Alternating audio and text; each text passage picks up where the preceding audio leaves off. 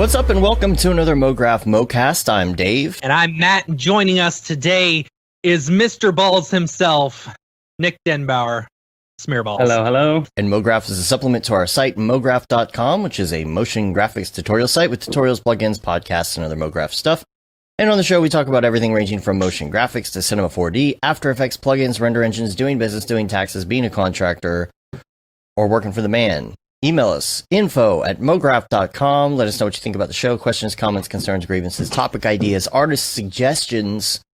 Although we are booked. That's a good one. We are booked pretty far in advance at this point, almost the end of like October, right? Yeah. That's awesome. Yeah, a lot of them up on the site. I don't have all of them listed on the site yet. We got some other people that have sent in their scheduling that they have picked. And then, make sure you subscribe to us on all the things. If you're on Facebook, YouTube, or Instagram, or whatever it is, just mash Do we have a TikTok that subscribe button. No, TikTok's illegal, Matt. I don't know what you're talking about. Yeah, it's anti-American. Yeah, what's the point of using it if it's just going to be illegal, by yesterday, which it wasn't. Yeah. Aren't they saying Microsoft's going to buy that? Yeah, Microsoft will probably buy it. The president said he was not going to allow that or something, I think. What? Yeah. How? Yeah. Instagram has their own TikTok coming out anyway, right? Yeah, it does. Instatalk. Well, what's interesting is it's what? Instatalk. Instatalk, right. Yeah. No. Tickgram. Allow me to be a little, put on my tinfoil hat for a second. But, Zuckerberg is so, anti, wanting to censor Trump. And Trump starts, talking about how TikTok is bad right as Instagram is coming out with its own version of it. Saying we're going to ban it. And I will tell you, the number of people that I have seen on TikTok who have released a TikTok saying, follow me on Instagram, is insane. So I'm just saying. Exactly how many? I think there's something there. How many boner pills and supplements and gold are you stashing from Alex Jones's website? Yeah. Yeah. Never mind. I don't know, man. I don't know. I know that TikTok is a weird place to put motion graphics unless you have a good. It is a weird place for motion graphics. Yeah. Yeah. I did a couple posts and then I kind of deleted the app. I just, went back to Instagram. Yeah. Yeah. The thing is, we are so used to the way Instagram is and looks and stuff like that. TikTok, if you're making stuff for TikTok, it's got to be specifically that format and stuff. Even seeing things that people have done on YouTube and transfer over to TikTok, where it's mega super letterboxed, Yeah. It's it just doesn't translate well. Yeah, it's got to be specifically geared toward that kind of humor. Yeah. Which is not funny, apparently, according to what you've been sending me. Dave calls you a conspiracy theorist. Right. Oh, it's so true. That's true. Let's see. On the agenda, here's the deal. We've got Mr. Balls here today, and Mr. Balls. If I have to duck out and take a phone call during the show, Matt, we can just keep going. We'll keep going. I can roll your thing. You sure you can handle it, Matt? You sure you? I'm pretty sure. Okay. Pretty sure. Okay, just making sure. Don't leave me with him alone, please. Come on. The gets awkward. Time I heard that. Oh man, so. Man, nothing else really going on week wrap up. I don't have anything. I don't know if there's any. We haven't posted anything. Yeah, no, it's a slow week. It was a slow week. Real slow week. Which is nice. It's good because, we got jobs that are starting to ramp up, Mm-hmm. It's that summer lull. There's always that summer lull, It's there's the January, February lull, and then there's the summer lull. June, July. That's where we always get it, and then people start ramping up, and that's exactly what's happening for us. Mm-hmm. I gave myself a self-imposed lull. Took some time off. It's nice. It's good. I was going a little overboard this year. I had to take a break, so I'm taking most of August to dick around in the studio and do some renos and maybe at the end of the month I'll get back into my Houdini training that I get the guilt trip emails from you guys all the time. Like, how's your Houdini training going? So It's all right. Have completed. I get mine from Aaron Sorensen every week telling me I've done 0% of his course. So yeah. I was all about it until I got the course and 5 projects at the same time, and then Yeah. I think I'm like a third of the way through, but I mean, I can. You've posted a few Houdini things here and there, right? Yeah, I've been taking. All I've really done is the Vellum soft body stuff. I haven't. I want to get into particle systems and that kind of stuff next, but one thing at a time. Yeah. Right. Digging holes in the backyard first, man. Yeah, it's more important right now. Yeah. Right. It actually feels very. It seems like it feels very satisfying to think about right now. Yeah. I got out of the house and cleaned up the old car that hasn't started in a while yesterday, and it felt good to just be outside working on a car instead of a computer. Totally. Yeah, I feel it. I did the same thing. I got an old 84 Corvette that I started driving around this summer again, and it was just lost acceleration. Like, it kind of randomly accelerates now, and I think there's some junk in the fuel pump, but it freaked me out the other day. Just randomly started accelerating? No, it just cuts out and fluctuates. So got to deal with that this week. So that's another fun thing. But we're here to talk about computers, aren't we? Yeah, right. A little bit. Computers. A little bit. I thought we could quickly mention a little Ravcock. What's your flavor? Honestly, all I got's Octane, man. I don't really desire anything else. Yeah. It just does everything for me. Well, good I'm in news. love. Good news. We've got one link here for Octane because, dude, the Brigade previews Jules has been showing are off the freaking chain, dude. And he did this new one this week, and I will actually post if you're interested in taking a look on Vimeo.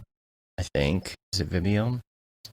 It is Vimeo. So Jules has been posting these Brigade demos, and he posts them on Facebook, but he also posts them up on Vimeo so you could see the high res. Because you know how it is with Facebook's compression; it's just garbage. Right. So even the one that he has here on Vimeo is only 720. I wish there were a better version of this, but Just on the Otoy Vimeo account. Yeah, and I can send you the link in the dingus if you need. Where did it go? Was that it? Where did it go? Oh, that was short. That's absolutely insane. There's a longer video somewhere. Let's see if I can find it real quick. There's this showcase. So it's vimeo.com/showcase 7400404. It'll be in the show notes. I'm going to put this in our dingus so that you can click on it and check it out. Cool. But I think here's Daylight Test 2. This is the one I wanted to show. So people were asking after his test last week to show, a little bit more motion and action, like lighting. Wanted to see the sun direction change and just see how fast Brigade responds. And there's still the freaking God rays in this are insane. Yeah.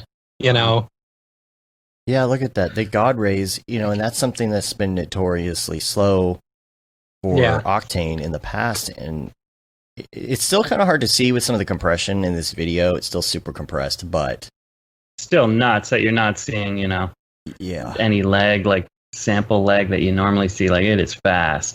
And the thing is, crazy. This is just basically something you can load while you're working. It's not production ready. And of course, it would be good if you're doing some sort of, pre-render for your client. But from what I understand, he's been saying, like, this is basically just it's going to be a button you click on. It's another kernel.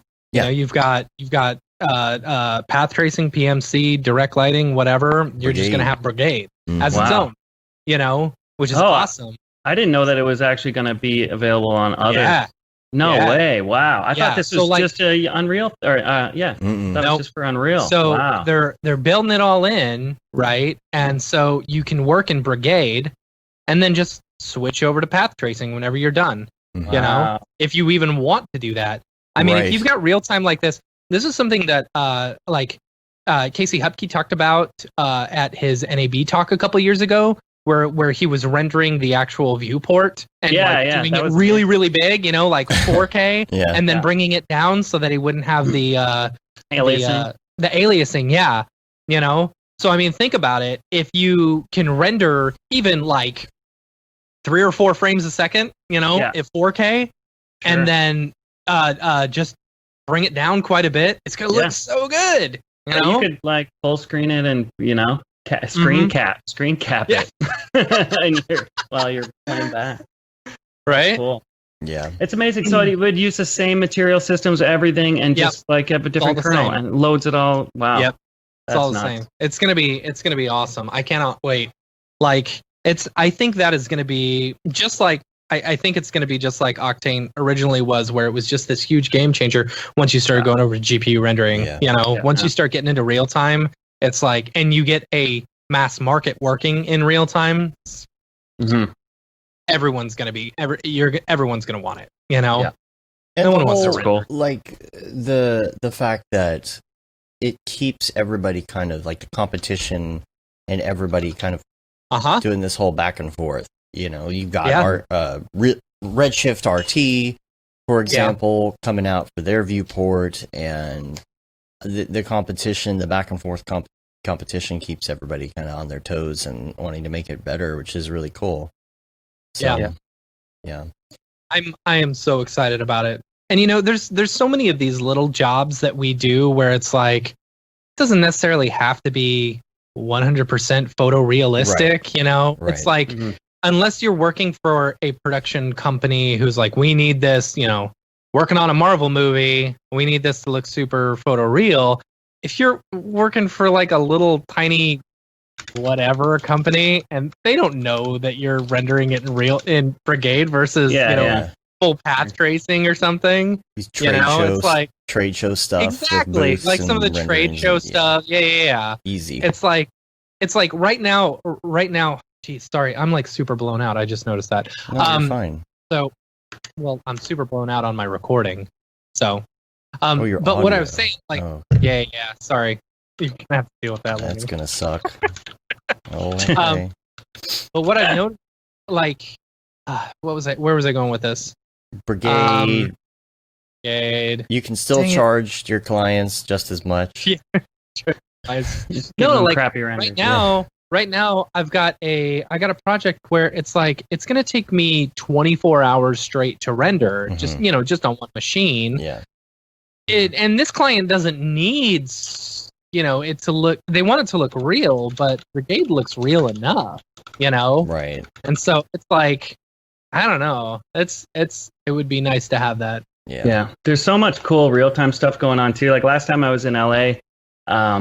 For Motion Plus Design, and I think it was February or something, I went to a place called Digital Nation Entertainment, and they do like volumetric capture there as well, where it's like they're doing full, videogrammetry with textures that can play back in real time in Unreal, which is pretty wild. Like, and they're pretty high res, and I'm just like, this stuff is getting pretty nuts right now, And I mean, competition, like keeping everyone on their toes is awesome. It's great.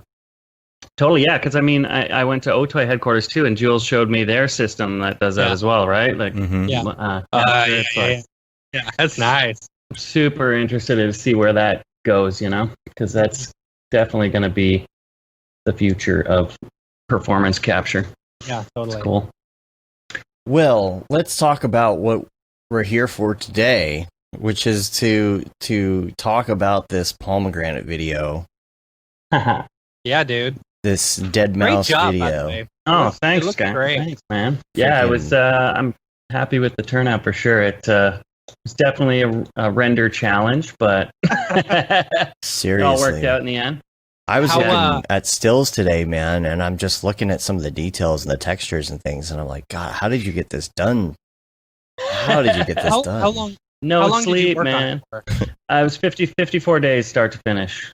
Wow. So my pal Davey Force and I, he's an awesome animator dude. I've worked with. He's the guy I did the chickening with and tons of other projects.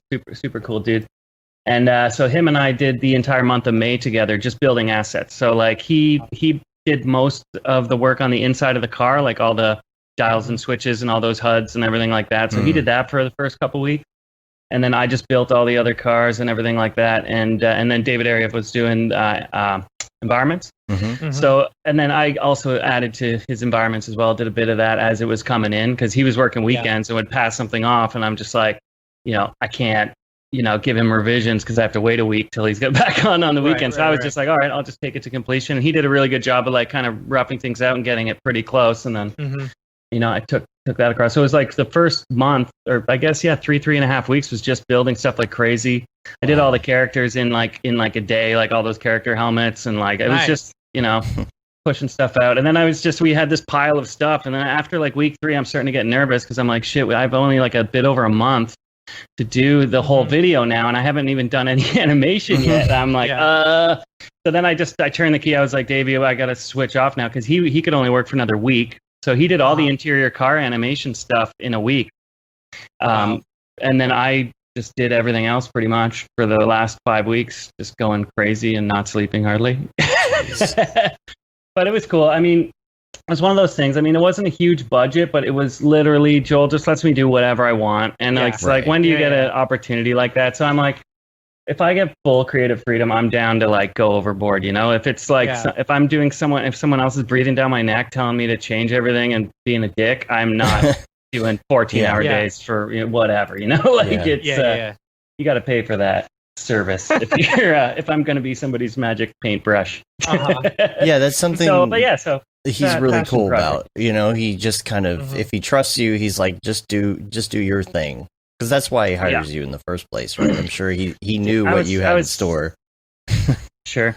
I was just sending him stuff as I went, and he's just like, dude, that's awesome. Like, no, no changes. At the end, I finally sent him the full clip, and he's just like, awesome, man, ship it. That's like, that's great. No changes. Awesome. Yeah. Perfect. It was crazy. Yeah. Yeah, it was definitely like a scheduling nightmare a bit. I mean, in retrospect, it went pretty well. I actually got done a few days ahead of schedule. That's good. Originally it was supposed to be July 1st, and then they bumped it to like the 26th or something of June. And I was like, I don't know if that's possible, but I'll try. So I just like, went for it. And it's the kind of thing, like, I don't really plan and storyboard every shot out. I knew I wanted to hit, like, my rough draft for like the original pitch package was like, the car sprouts legs and walks, and then it has wings, but everything, all the details in between and every action was like totally just winging it, like just knowing that I have this much time to fill in the space environment, and bust out a bunch of renders. And every day I kind of had a quota. I'm like, I need to render between 150 and 250 frames every day, no matter what, because that's kind of what like the math worked out to be at the end when I was actually animating. I'm like, I can't just animate, rough things out, and do an edit and then go render. I need to like render as I go until it's done, and then it's done. Like, so that's the way it went. And then Joel lent me his crazy box, which I still have over there. He hasn't put it back yet, funny. So I'm still, I put it like in the room over there. It was all downstairs before because it's so loud. It's like sounds like a jet engine. So I was like, I can't have it up here. So I put it downstairs in the other room as far away from me in the building as possible. That's funny. And I had to put up baffles and everything like that. But that's it was super helpful. That was the one in his basement, right? Like, he lent me the good one. He has 2. Oh, and he gave me the good one for now. So he's just like, I'm not using it. Go for it. Borrow it. So I'm like, all right, cool. Let me know when you want it back. Right. How about the update story on that box? Oh God, I'm sure a lot of people have heard this already, but I'm probably one of the dumbest things I've ever done in my life. I was like kind of desperate because I don't know. I guess it was fine because I was running into RAM issues with Octane. It was just conking out and giving me those CUDA errors, and I could not figure it out for the life of me. And then I started like installing the slave with only like 6 GPUs, and it would work for some scenes, and 4 GPUs, and it worked for other ones, and not 6. And like I'm like, and then I isolated it, so I just picked GPU. I did every iteration of GPUs to find out if I had one bad one. Not the case. It's just literally had some kind of capacity with the textures, even though it was within the VRAM and everything like that. And I was just going nuts.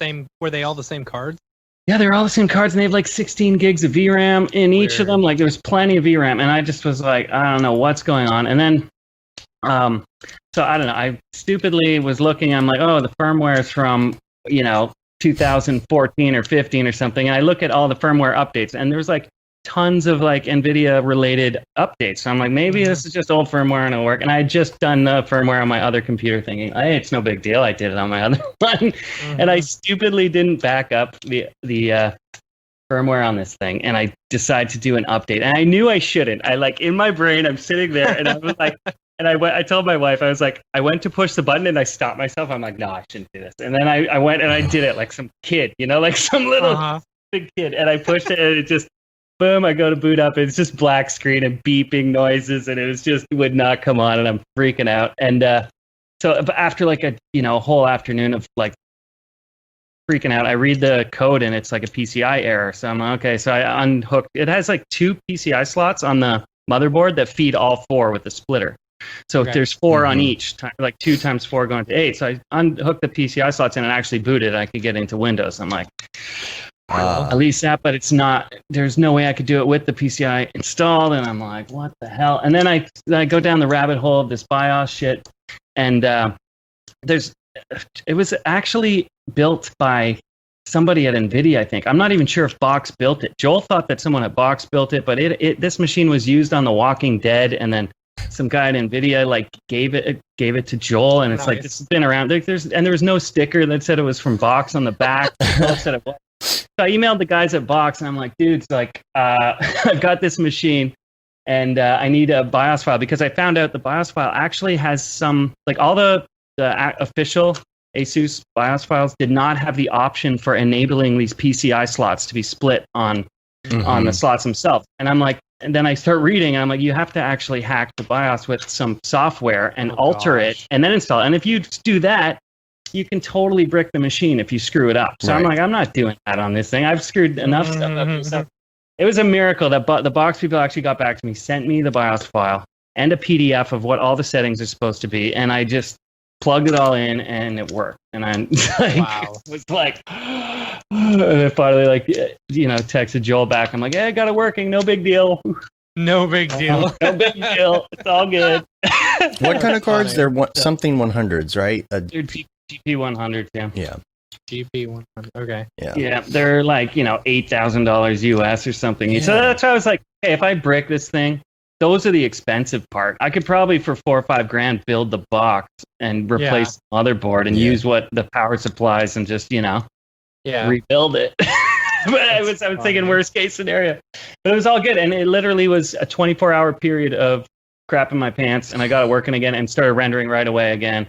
And then my buddy Malcolm was like, dude, he's one of the developers at Touch Designer, and he's like lives right down the street from me. And I told him, because he's a buddy of Joel's, and he actually made that new software that Joel just put out, that live performance software. Yeah. But anyway, so he was like, dude, it's probably just a RAM issue, because there's 128 gigs of RAM in the machine, or maybe 128, and it's just insufficient. So I put he's like, turn up the virtual RAM. So I put a 256 gig SSD in it and set it all to virtual RAM. And then I was able to render with all the cards. So I actually put it on the Slack, and the guys from Render Network were like, oh my God, this works. And they were started to implement it, because they had tons of people having CUDA errors. And it actually worked to set up your virtual RAM as RAM. Because it actually, because when you're splitting to tons of cards, it just needs a space to like allocate all that RAM. There wasn't enough room, I guess. So when you have an 8-card machine like that, you have to give it tons of RAM, I suppose. I don't know. But I got it working, and I was rendering at full blast for the last 3 weeks of the project. And how long were your render times? Like, how long were your frames? They vary between a minute and a half to 3 minutes.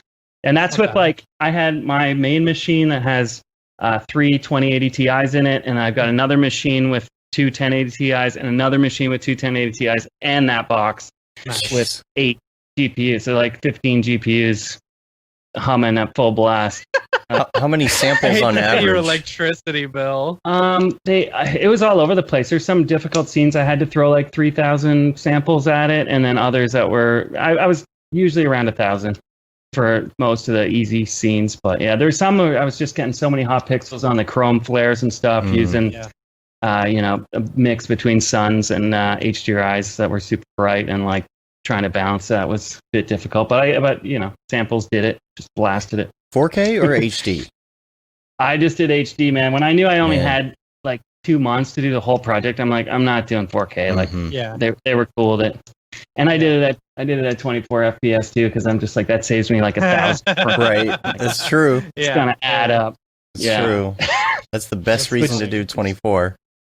Joel's gonna hate that when he goes to do his live show. He's gonna be like, "Why didn't you do this at 30, you ass?" Yeah. Why didn't you do this at 60? Yeah, I told him, I was like, "Look, I can like just let it run and re-render those Cinema 4D projects at 60, and just that's true. Do it at night, on his 2 boxes if he wants." Yeah. But, were you doing like? So you said you were kind of like filling time, like you were like, okay, well, we've got this section right here, we got to fill this time, and would you do like multiple shots? Would you have it kind of set down to the frame? Like, how would you go about that? Not at all. No, it's like some shots, I would like, I knew I wanted to do the roll up and walking shots, but sometimes I would let the car walk down the street for 600 frames, 500 frames, and then I would like let it render overnight, because I was getting some pretty fast render times, and I'm like, whatever, 600 frames, if I only use 200, that's great. So then I would just do all this crazy camera work and like, make it look cool in the viewport and like let it go, and then I'd use the best 40% of it or something like that. Same with like that Pomegranate world. I like had the car just go down the spline, and I set up some like 1,000 frame renders and just like had the camera just going nuts all around it, and then just pick what spots look cool in the edit later. So I had the luxury, even though I was on a tight timeline and stuff, I still like to edit like that and just, let stuff rip, and you get some happy accidents in the camera work that you don't even see in the viewport at first. Yeah.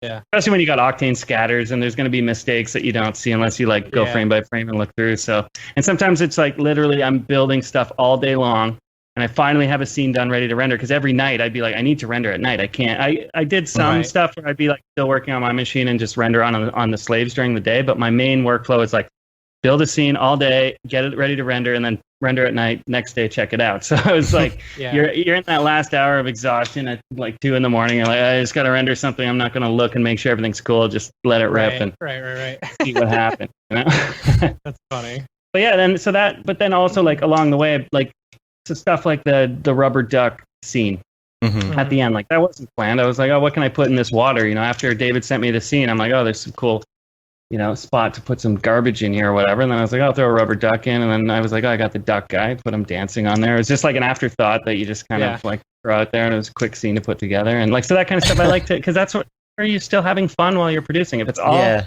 I'm a believer, like if it's totally planned out, like production's no fun anymore after. Like you're just sitting there like doing what you already know needs to get done, and you're just pushing the project up a hill until it's done. And then it's actually like I look forward to waking up and coming and working on it if I can still be creative, So I think it's important to carve that out a little bit, because you can be like, oh, what if we did this? It's funny because when I saw the duck scene and the duck in the water, and then you zoom in to the duck dancing on the duck, I was specifically in that moment thinking, was that scripted and planned, or is that just a random thing? Yeah. I think that's why people are like, you get all those comments like, what the hell's going on here? And it's because you can't really plan a lot of that stuff. A lot of it just comes from, random experimentation and messing around the timeline. And I started out as like a remix artist doing video remix stuff of just playing around in Premiere, dumping an audio sample into Cubase, bringing that back into Premiere, going into After Effects, just messing around on the timeline until it's done. So I've always liked to work a little bit like that too on commercial projects and leave room to mess around, because it's fun. Yeah.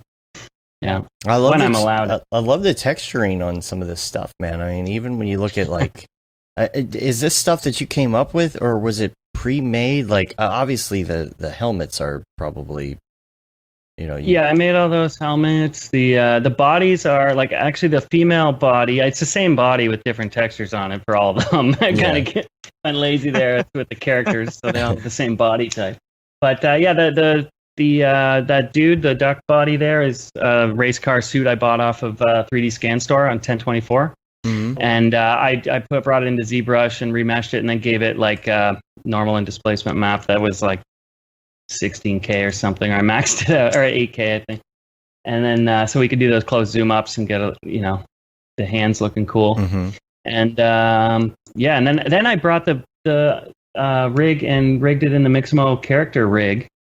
The Mixamo control rig rather, and we used that for the interior of the car too, because you got all those hand controls, like for the fingers to all close at once, and that came in super handy for all the button pushing and grabbing, and it was super easy. And then a lot of the character animation, like those dolphins on that dolphin mobile, I did like all the character animation with signal. Like I put like signal tags on all the bones of the spine, and then I set it to the BPM. It was like 99 beats per minute or something. Then you offset each spine bone with like, a rotation on the P axis, and it just starts like doing that thing, and the head, you offset it by an extra 4 or 5 frames, and you got these cool bops going on, and it's kind of it's easy to make characters dance that way without keyframing. So I would just set these rigs up and let it rip, and then, like I said, do camera motion around them and cut it as needed later. So it's kind of a handy, fast way to do character animation with Signal. And we use Signal.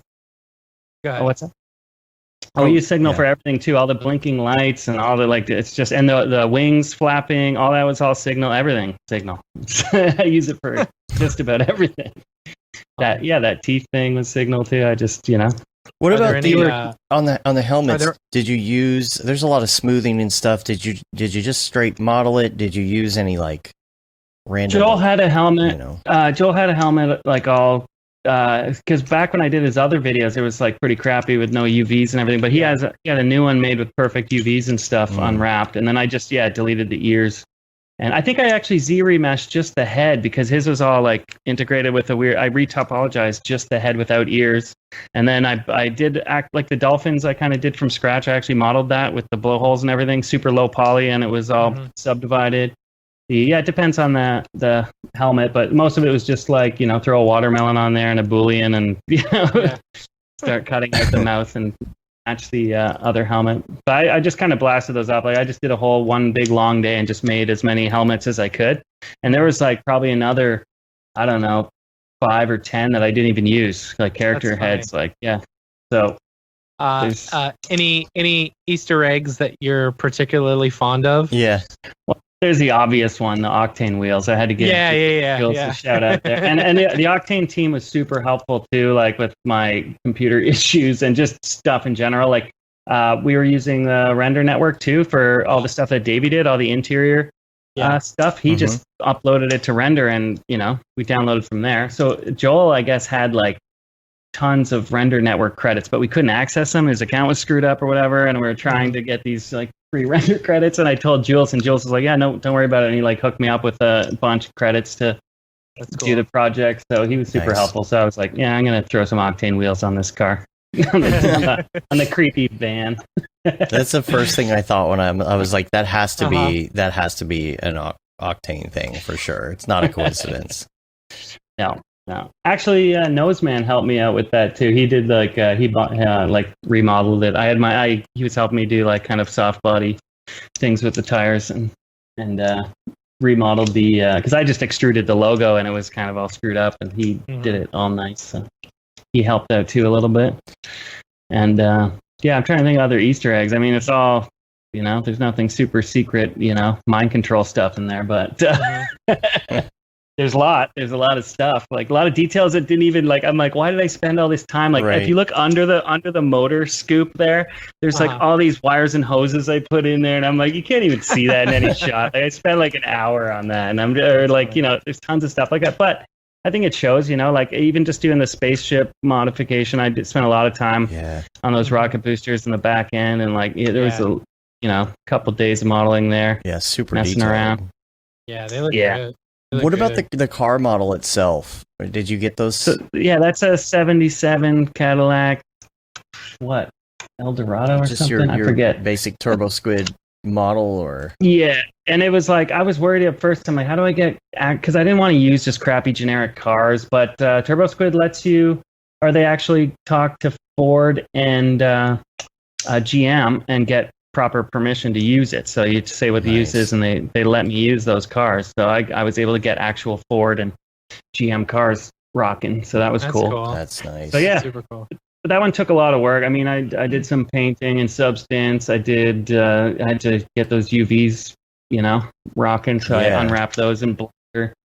and then everything else obviously in Cinema 4D. But yeah, there was a lot of optimization because models don't come ready to do all those transformations out of turbo squid most of the time. Right. So there's a lot of, and the interior of the car is actually a 1984 Corvette, which is the car I own. So we like hybrided those together because it was a cool interior compared to the old Cadillac one. It had more of a lame-o futuristic vibe with all those panels and stuff. So it was more conducive to do with all the control stuff we wanted to do with it. So beautiful. And yeah, that was the question in the chat is, was this direct lighting or path tracing? all path tracing. Pretty much everything in the whole video is path tracing. Yeah, but with like adaptive sampling and GI clamp all the way down, or just yeah. I'm in the Octane Jesus school of set your GI clamp to 1 and you're yeah, exactly. Which I'm like, why isn't that the default? Why isn't that the default? It makes a big difference. Like it really does. Like just switching from to path tracing, you just get so much more light on things, Yeah, and just like the specular or the stuff like the chromes and the reflections, you can crank them up higher and they look way better. And light bouncing in general, it's just and glass, anything with glass. Like I don't think you couldn't pull this off with all the cars in glass with direct lighting nearly as good. Yeah, you can crank up your sample bounces, but it's not the same. So, but yeah. Now, on some of these scenes, like even the ones at the beginning with the outdoor city and all that, is that models you bought as well? How did you go about? Yeah, so David actually bought a city and started out with like a pretty, but it wasn't like super quite detailed enough because I probably should have given him better direction because I knew I wanted to use like one small city block for all that action, but he actually built me a huge city, which was super handy too. So he kind of did the broad strokes of like making this massive thing that I could look down the street and there'd be a mountain of trees off in the distance and you could see all the buildings. So I could do any direction, in this scene. Like it wasn't limited to one camera angle or anything like that, but it was cool. So, but then I was like, I actually want to put some funny businesses in there, like that brain hole one and stuff. So I bought like a single block of New York City buildings that were like 4 or 5 buildings, and just did those up as funny businesses and use that as like the direct backdrop. And then I did a few other buildings like that bank down the road, and where I modified the buildings that David had built. But yeah, so it was kind of a collabo there. I just kind of built on it so I could do some more detailed push-ins in that certain area and then still piggyback off his larger scene. So, but yeah, there was quite a bit of money spent on models for this project just because the cars add up and all that stuff, Right. Sure. Yeah, those can't be cheap. Yeah, you end up spending a couple $100 at least for some of the good ones, but yeah, it's cool. The originally we were going back and forth with Pharrell and the Neptunes, and they were like, I had an old car like this in the beginning when they were supposed to be in it. I was going to have all 3 of them in it. We were going to use kind of try and make 3D cartoon versions of them in it and stuff like that. And they decided they just wanted to be like ominous, like this, the planet Neptune. And I was like, okay, that's cool. But they wanted like a more futuristic car. And I started doing that. And I'm like, I don't know, having a futuristic car with these futuristic mods isn't as cool as having like an old classic car with the futuristic mods and weird, surreal stuff. So I kind of went back and reverted to a classic car. I think it kind of just looked better all around with all these. Yeah, I agree. Mods. How much of a say did they have in it then? That was literally it. Like the suggestion of a futuristic car and that they wanted to be Neptune. So you basically just ignored it. I guess. No, because I was like, they're not in it anymore. So I said, does it matter what kind of car we have now that they're not in it? And they said, yeah, no, it's cool. So it was all fine. Yeah, I know we went back, but I didn't totally ignore them. But yeah, then and he actually sent a picture of Neptune that was like blue planet. So went with that. But yeah, they were pretty hands off and dug it. So I mean, it was great.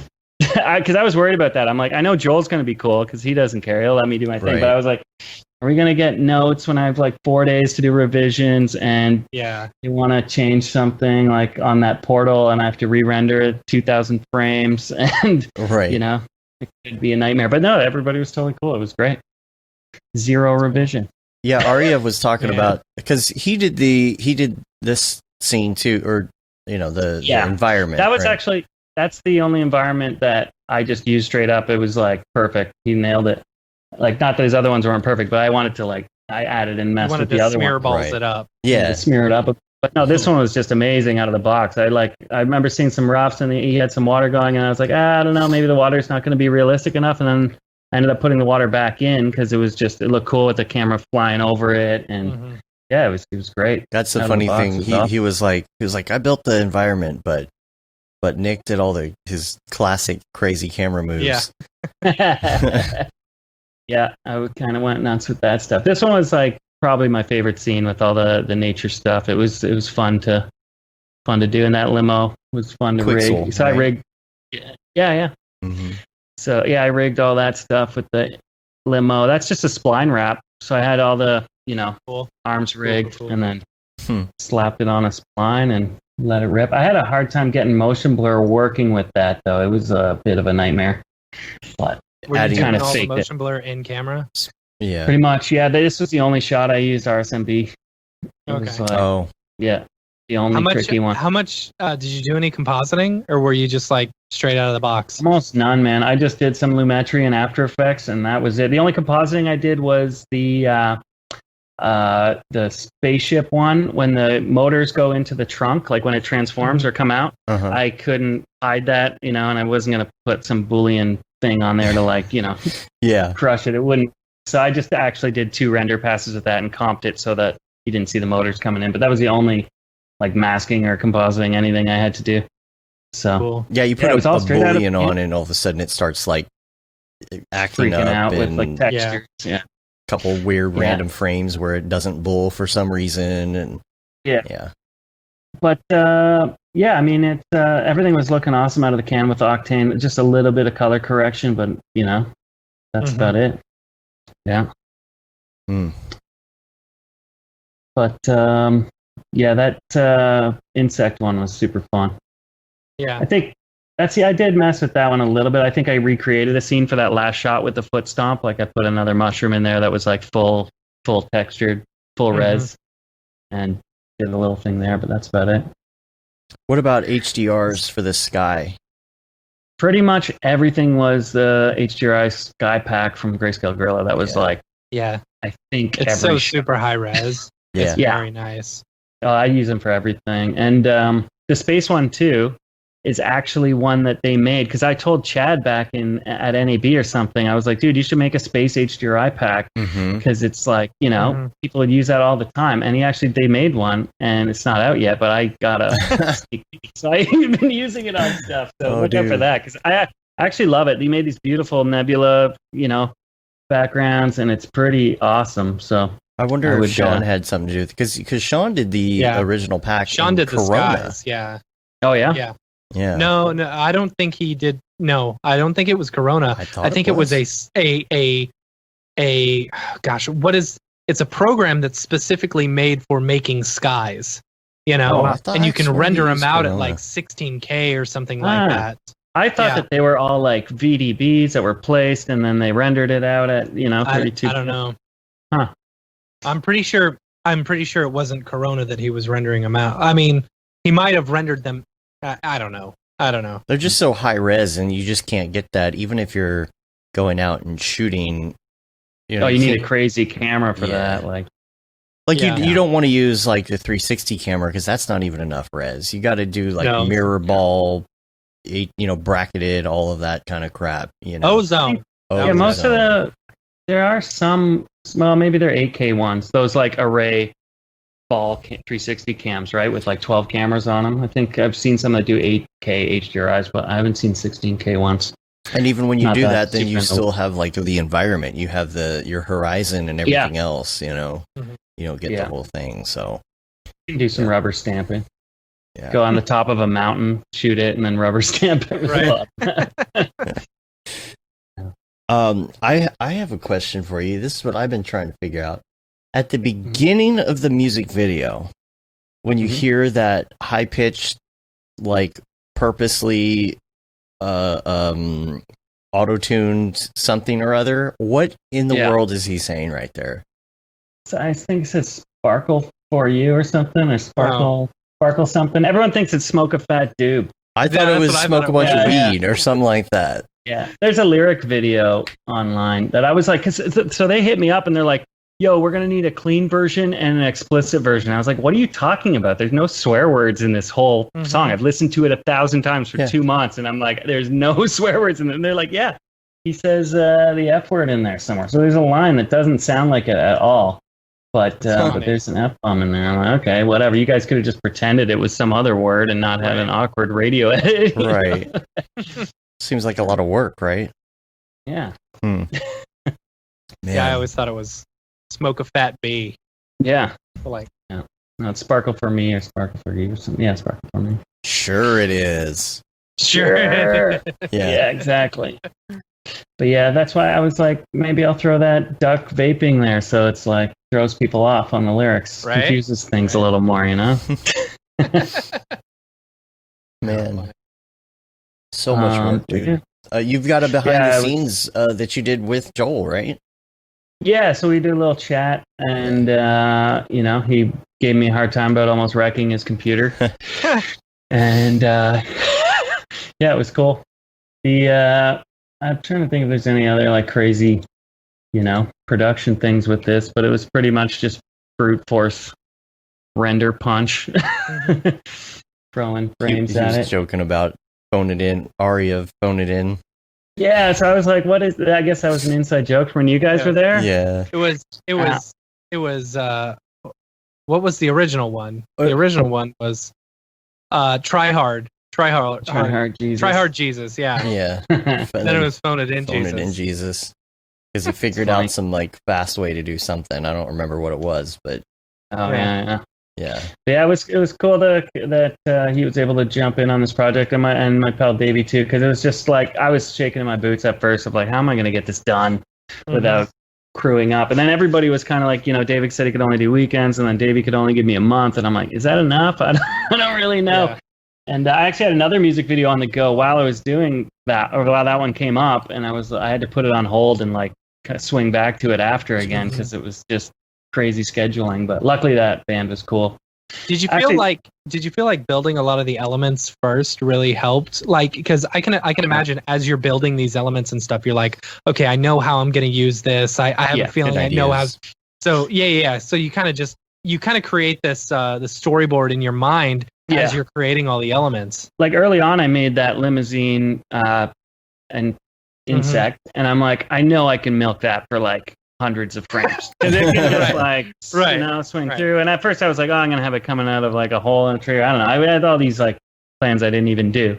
But by that point I had rigged up the snail thing, and I'm like, okay, I get some frames out of that too. And it's just kind of, you're right. So it's just kind of build stuff and then like not be worried about that sequence. So like then I was like, okay, I got enough characters and things that I can make some eye candy for that entire micro sequence. And even though I hadn't even seen the environment yet or anything, but I shared those assets with David. I was like, dude, I got these things and I want, that limousine thing to swirl around your scene. Build something cool that would work with that, So there was enough stuff from the get-go that I could pass it to him and he could take that into account and design. So, yeah. And, but yeah, it was just great because you're just building this pile of assets and it starts, the ideas start coming from that. So it's a snowball effect. Yeah. Assets that you've built that you are kind of sad that you didn't get to use? I guess some of the characters I had some like, metal knight character. I was going to have him riding a horse or something. I never used that guy. I had some like dude with a plunger on his head. I was going to make some weird toilet car. I also didn't want to go too weird or gross because like, Pharrell and Chad, like Joel would be cool with it. But it's like, when you got like, some other heavy hitter artists in this, I probably can't get away with the poo stains on people's underwear. Right. Chicken skin scrotums. Yeah, exactly. So actually we had the chicken car. That pizza car was a chicken car at first for the chicken character, and it was going to be chicken skin on the outside of the car, like raw. But I don't know, we went with feathers, and I was like, pizza car's cooler, so I just changed it at the last minute. But, that's funny. Where'd you get like the pizza texture and stuff from? I just made it. I just got a tileable pizza texture, and just like I took a normal map in Photoshop, and then the inverse normal map, and then I just kind of like erased between the two of them to make the right things pop out based on that. So I just did that, and it looked pretty good. That's what I was going to ask you, because I noticed there was actual like bump map or normal mapping on the pepperonis. There's displacement. There's displacement on there, I think, too. I was like, I wonder if he actually made that, or if that's something you could buy. Yeah, I made it, but somebody should make a better one, because I think it would be very popular. Nice pizza texture. Everyone could use that. Yeah, of course. It's when delicious. When I first saw this music video, the first thing that came to my mind was, oh, there's so many opportunities for action figures. Yeah, right. Like, be able to make action figures with all of these little characters and stuff, you know? I think Joel's already on it. Like, he sent me some mock-ups, like illustrations of the characters kind of redone. And I'm like, okay, he's going to actually roll with these things, I think. So it's kind of cool, because it is a cool world of weirdo characters. Yeah, he sells all the pins and everything at all of his concerts and stuff, you know? So, I mean, there's so much. It's very marketable. Yeah, you know? that was kind of by design. I wanted to make something, too, that would have some legs that way and have cool, you know. Dude. Even how we did the character renders for the promo with the mug shots and stuff. I saw that. Yeah, that was cool. Dude, I'm telling you, the duck character, dude, Fortnite character next season. Yeah, oh, right. Wouldn't that right? And he's already gotten in with them, right? Because he's done a concert in there. Like, sure, yeah. Seems like a no-brainer. A dead mouse duck character on the. Knowing him, he's just going to do his own racing game or something, or like Fortnite style game with these characters. It's like Rocket League mixed with Battle Royale. Yeah, that'd be fun. That'd be cool, actually. I would love to see an '80s action figure commercial, like Ninja Turtles or something, made with them to advertise it. That'd be pretty funny. Yeah. I really wish I could have gone a little bit crazier with the characters had I more time, you know, like make different body types and different outfits and go a little more unique. But I was like, I can just change the color and get some mileage out of these outfits. And I went the easy route. But when you got a time like that, you got to take some shortcut. Yeah, plus race car drivers, they all kind of look the same, you know? Yeah. So, and you could do it next time. You get part 2. Yeah, exactly. Yeah. Sure. Yeah. So while I was before I did this video too, I had this other music video I was working on with a guy, you know, Young Gun Motion on Instagram. He's like, not sure. He's another Toronto guy. Does some super cool stuff, and so we teamed up on this other music video for this French band called the Naive New Beaters, who I had never heard of, but they had some cool videos. So I agreed to do this video before the Deadmau5 thing. And I took my Jeep and I put my camera in the back of the Jeep on early COVID days. And just shot straight out of the back of the Jeep with the window open. And just shot like long shots right in the middle of the city, like with no people on it anywhere. So I've got these like 3-minute shots with nobody there. And then the band got 3D scanned in France and they sent me the files and I did all this like animation and then Joe got in on the project and we both kind of teamed that. So is that one online right now? Not yet. No, it's still coming out. Wow, so his stuff is weird. It's like your stuff mixed with Chris Cunningham. Yeah, he does cool. He does a lot of cool Houdini stuff too. What's it called again? Young Gun Motion. Young Gun Motion. So you can look out for that in the future. I can't show anything yet because it's not out yet, but it's a cool project we got cooking. Yes. Very cool. Yeah, I'm looking at right now. EJ and Aryev are like in our group text. I asked them if they had any questions. Well, mainly EJ. I'm sure David Aryev knows how he did his own. Yeah. How awesome are the backgrounds? How awesome are the environments? They're really awesome. Great job. It's a really good piece. Do you have you got any personal projects you want to do coming up? Right now, I mean, there's always stuff I want to do, but other than just digging holes. Yeah, I mean, right now I'm just doing some renos and cleanup around here, but I just want to get back into the Houdini thing and you know, get that skill set nailed down so I can start messing around. And I'll probably do a bunch of little experiments while I'm learning that. So I mean, that's kind of high on the priority list. But I mean, I still want to circle back now to like, you know, that chickening style of remix thing and you know, do it even crazier now that I have all these 3D skills, because that was way back like 6 years ago or something. So I would like to kind of revisit that and take some time off, but I've already got some sharks circling to hire me in September, October. So I don't know if I'm going to get it for a long break. So right now I'm focusing on taking a rest and maybe learning a bit of Houdini and chilling a a So it helps your creativity to do that. Yeah, take a break. Well, you can't do 14, 18-hour days for 100 days in a row. You got to stop. Take a breather. It's cool. How often so I mean you're a very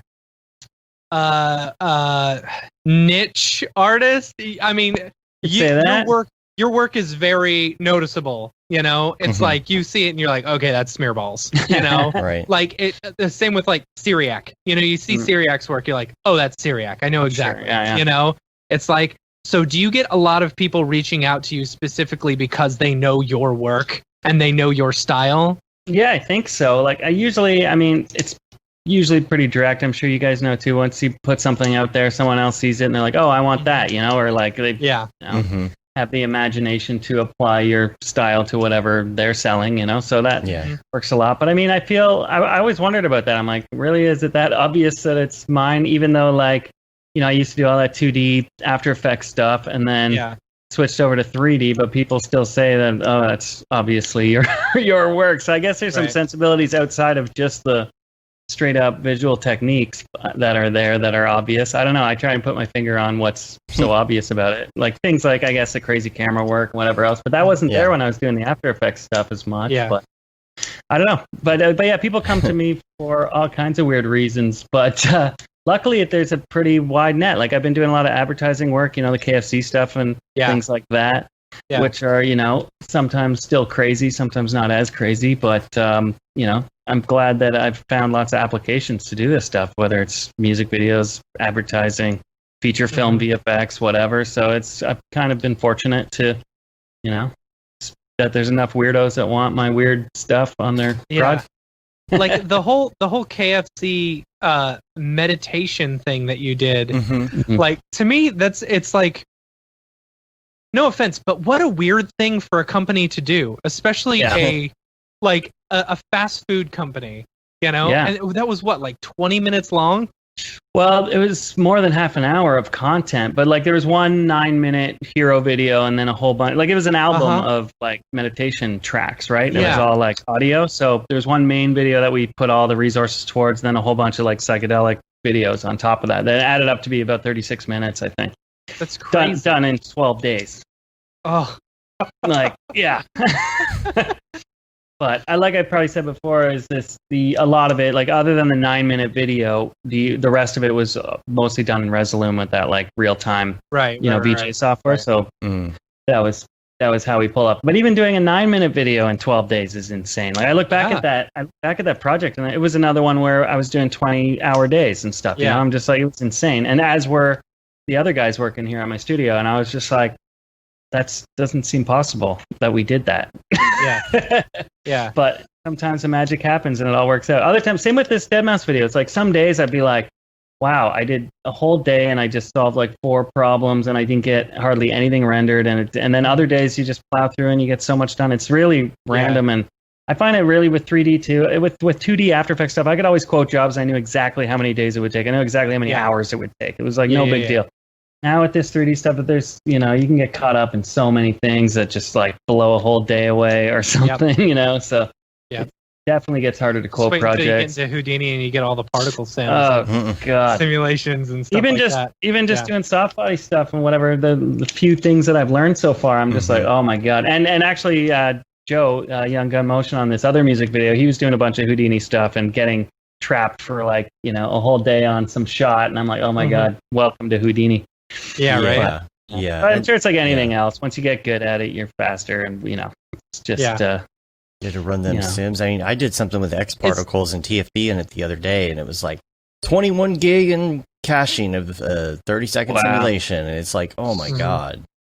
Yeah, it adds up. Have you guys tried that EmberGen? I was just about to say that EmberGen though. Yeah, I haven't tried it. I haven't. Oh man, I'm excited to. Once you get into it, everything you have is gonna have smoke in it. Or something.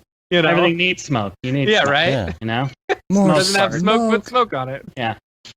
That's and it's fast. Like it's just like real time. Like It's absolutely insane. So the cool thing is, like, you go through and you like make all your tweaks and stuff. You find something that you like, and then you're like, all right, sweet, export these frames as a VDB. Done. Wow. And you put other objects that it reacts with, and stuff like that. Yes, it will only do stationary objects right now. It won't do actual animated objects. Still, that's huge. Yeah, absolutely. But see, I don't understand that whole thing with the animated objects, because you can take an object in Embergen and move it around and it reacts. You just can't actually animate it that way. Yeah, I don't know. I don't know. It's coming. I think it's just something they're still working on, right? You think if it does it in the real-time viewport, it could. If it's processing that data, you should be able to record that data somehow. Yeah. I don't. It's just not out there yet, I guess. But that's something I played with this week. I really loved that, and I can imagine.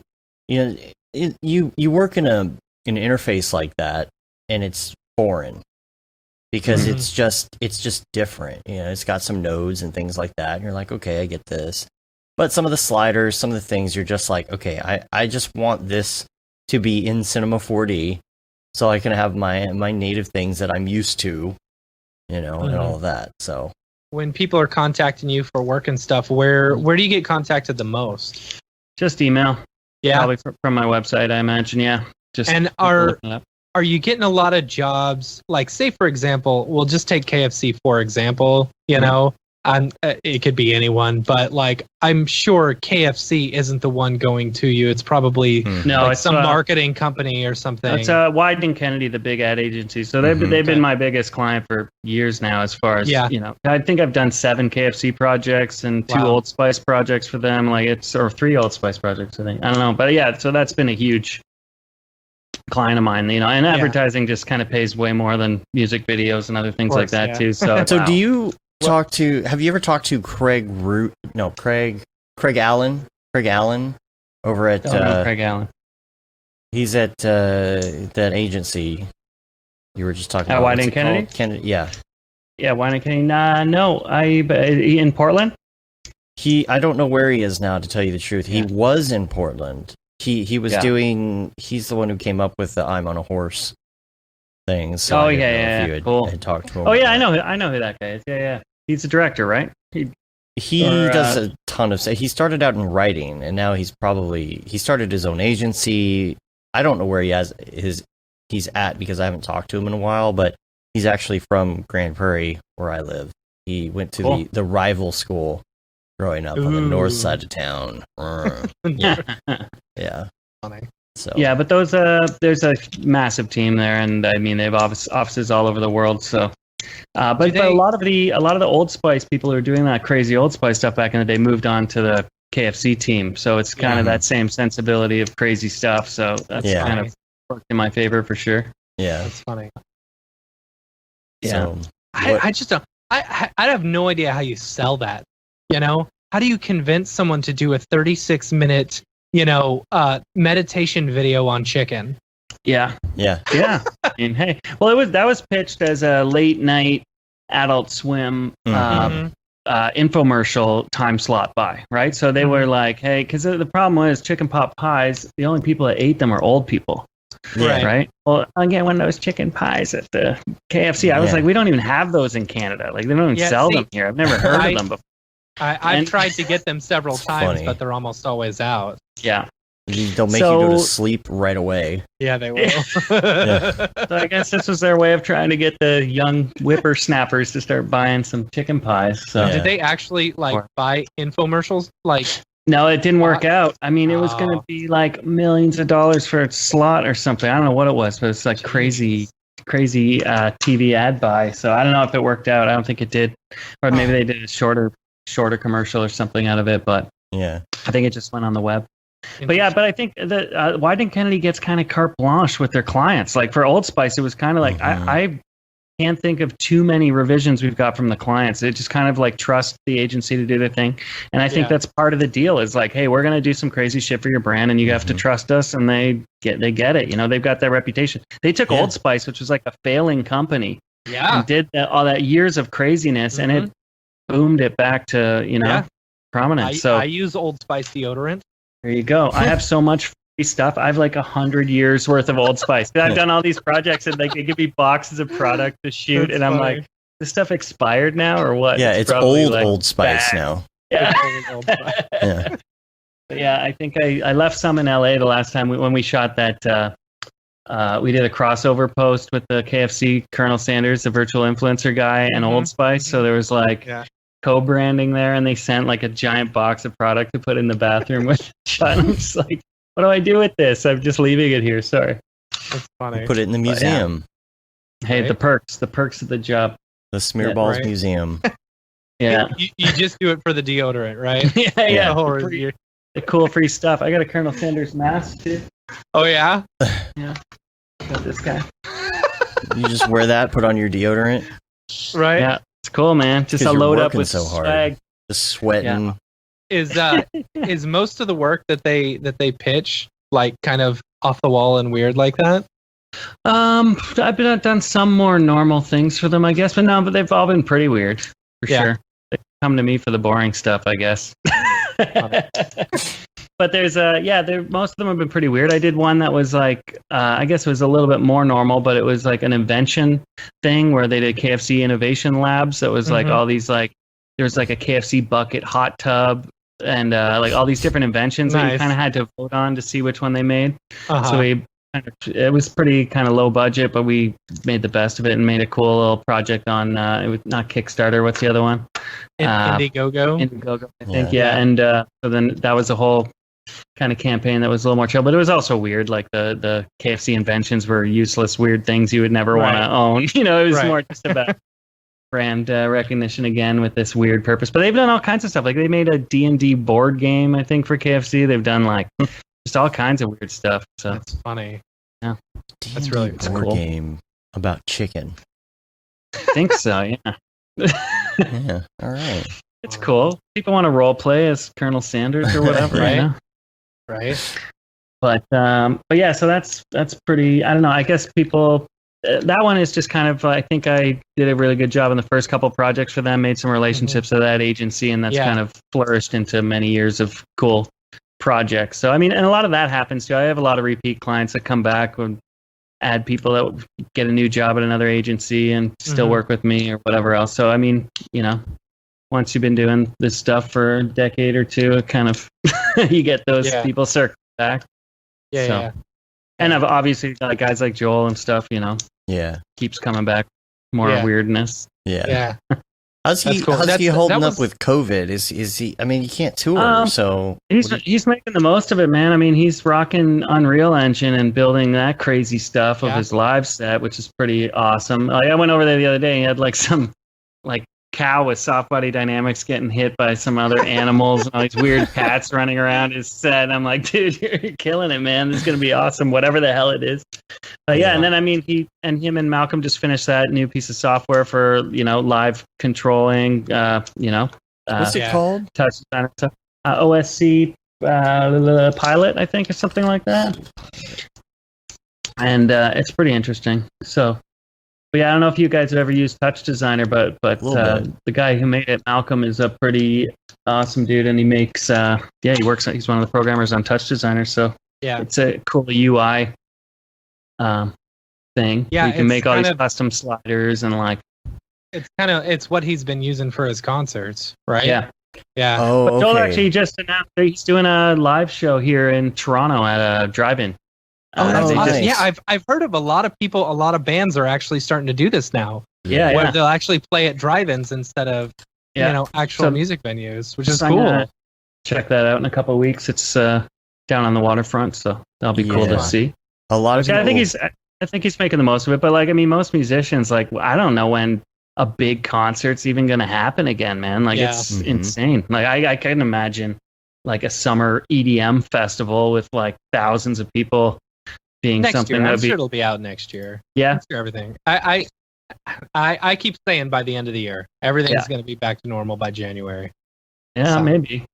We shall see. Well, when everyone gets their hydrochloroquine, I just can't wait to get the hydrochloroquine and just put it all behind me. It's made with alien DNA. Right. just go out into the sun. It'll bake right off. Yeah, right? exactly. That was my problem when I had coronavirus. I just didn't go outside enough. Yeah. No, a lot But of this people are has, doing like, those drive-in things, man. The dude drive-in from strip clubs, isn't there in Texas? I saw like, drive-in strip. I think that might be true. Mark That's gotta be- Rabillet was doing drive-through or drive-in performances. He's a guy who, when they did Reddit Live, that Reddit Live cable access thing, you know what I'm talking about? A trial of that weird like Reddit live video streaming. He got super popular on there. He's doing concerts and stuff now. He's incredibly talented. He basically gets half. Oh yeah, I know that guy and stuff. He's so good. Like, he does all these like spontaneous improv things. He's an incredibly musician. He's a great singer.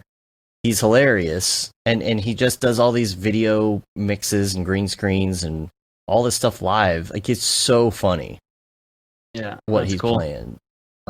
I definitely recommend checking him out if you haven't. I'll try to put a link in the show notes. But man, Matt, if you haven't seen this guy's stuff, I haven't seen this guy's stuff. like, this is on my Facebook page. Go watch. It's like 10 minutes long. It's so good.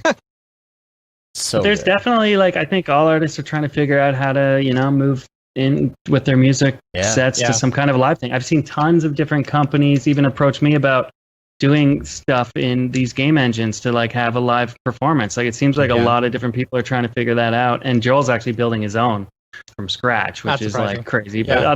But other companies are building whole platforms for artists to do that, and kind of try and do the Fortnite thing. Which, it doesn't seem too hard. You got a video feed going in there and some cool geometry and like some kind of a stage setup, and people being able to create an avatar or make their own and go watch a live show. Like, I can see that happening. But I also, like, what are people going to pay a lot of money for that compared to going and seeing you live? It still doesn't seem like a totally viable like thing, But plus, I think a lot of musicians make their money off of merchandise sales and stuff like that in concerts, right? You know, totally, or make a fair amount of money. Yeah. And his software is, it's something that I think he was already kind of working with when, he was showing us his Touch Designer integrations with Ableton and OSC and all of that. That looks like that's what this OSC pilot is doing. It's compatible. It's a bridge for Yeah. And there's a free trial you can download right now because it does like Notch and everything. I would be interested in using it with, if you can, I wonder if you could use this with some sort of OSC control through Cinema 4D and Ableton. Even if it's not live, but if you could take the music you're working on and have it drive things in Cinema 4D that you're rendering. Yeah, but think about it, like, once Brigade's out and it's fully real time, being able to create like a like an OSL shader or something like that would work with it. Right. I don't know. Yeah. Could be cool. Looks super slick. Yeah. It is pretty awesome. Like, so Touch Designer, I think it was originally made by like Side Effects, right? Like, it's a Houdini branch off. I think the two of them started, and then one of them wanted to get more into real time, and one of them wanted to get more into, it is pretty cool software. I kind of keep like trying to think of a project I can use it for. I want to kind of mess with. I used to take like video samples in Resolume and map them to my keyboard so I could play like Mr. T making weird noises live and stuff like that. So it'd be kind of cool to like set up some video samples or animation stuff that you could trigger with MIDI and mess around with it. But that's kind of on my list. But Houdini and ZBrush are higher on my list, so I'm sticking with those for now. Yeah, that's kind of why I haven't gotten too far into Touch Designer, because I haven't had the need for it. And exactly. We got almost had a gig doing some stuff for SeaWorld a couple of years ago, and it was going to be this whole Touch Designer thing.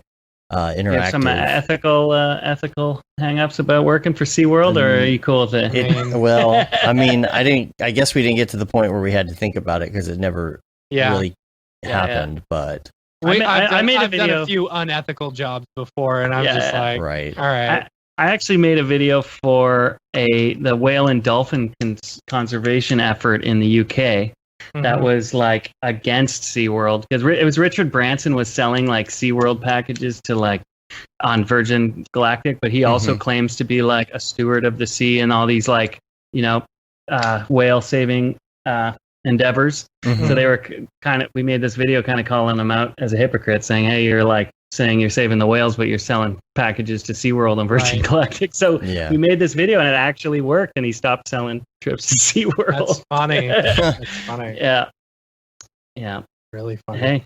Yeah, you know, keep a whale in a little cage. It's weird. We did a little video where we were it was not a climate change denial, but it was a video saying that the research isn't in yet. Climate change denial. Oh no! It was basically climate change. It was a very good video. We did a very good job, but it's like, so what's the answer? We don't really know. Right. It's like, come on. Yes, you do. Yeah. Shut up. Wow. Just sowing a little disbelief out there. Yeah. That one was an awful project to work on. Just the clients were like, they would wait like 2 months before getting us any word back, you know? And it's like, come on. Is it that long? I don't remember. Otoy in the chat says, hello. hi all. By the way, Brigade will be multi-GPU too, so you can scale it to UHD 8K 16K res at 60 plus from a single machine. Jeez. Multiple display arrays can be synced with net render in theory. That's awesome. Wow. Jeez. Man. Is it gonna actually, would that kernel be able to throw more samples or bring the quality up to the path tracing kernel? Like, could you not get a real time thing in line? It is full path tracing in Brigade, right? So I don't know. Straight out of it. Yeah, it's could you not slide? You can't. I'm sure you could render straight out of it. Yeah. It's just it's a whole nother kernel. Yeah, it's all amazing. we need is a great, easy way to get that into other programs that would sync time code and full path. Full path. Yeah. Because at that point, you're almost to what Unreal is doing. Yeah. Right. And one of the other things is then if you then can get that Unreal 5 technology that everybody's going nuts over, so you got unlimited polygons essentially. You've got real-time everything. You can sync it with everything. Then you just have to be able to sync it with motion tracking from cameras. You don't even need Unreal at that point. You don't have to learn something new. I don't even understand that full Unreal geometry thing that came out. I'm just I don't get it either. It seems crazy. There's a great video on how it works a little bit more in detail, because before that video came out, everybody was just like, what is this sorcery? And it actually goes into the details. Yeah. Something like point clouds or point something, right? I don't know. Rather than polys, it's actually... Yeah, I don't know. Yeah, something maybe having to do with... I mean, it's not LOD, but it's kind of maybe in concept similar, if that makes any sense. You know, but yeah. That's cool. Hi, my name is Sashia Dumont. I'm a writer, actor, and filmmaker. Hi, my name is Paul Robinson. I'm a director, DP, and filmmaker. We are the creators and hosts of the Go Gorilla Filmcast, an online source for all things indie film. We are a husband and wife film team and co-owners of Send 3 Productions, and we started this podcast for filmmakers like ourselves who were producing on micro budgets with skeleton crews. Go Gorilla is a weekly podcast that features various talents in TV, film, and web series productions. We've interviewed filmmaker powerhouses like Kestrom Pantera, Richard Raymond, Alex Ferrari, Cassandra Ebner, and Ryan Connolly. Amazing actors like Hannah Ward, Lou Taylor Pucci, Chris Wataski, and Eileen Gruba. Groundbreaking cinematographers like Jody Lee Lipes, and Jessica Lee Gagné, and many more.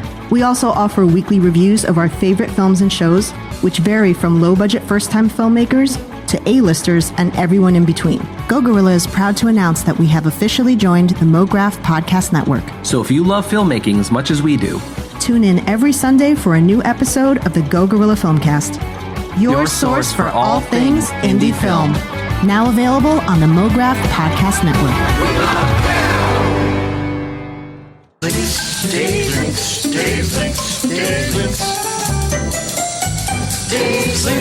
Let's go to some links, unless you have something else you wanted to add here.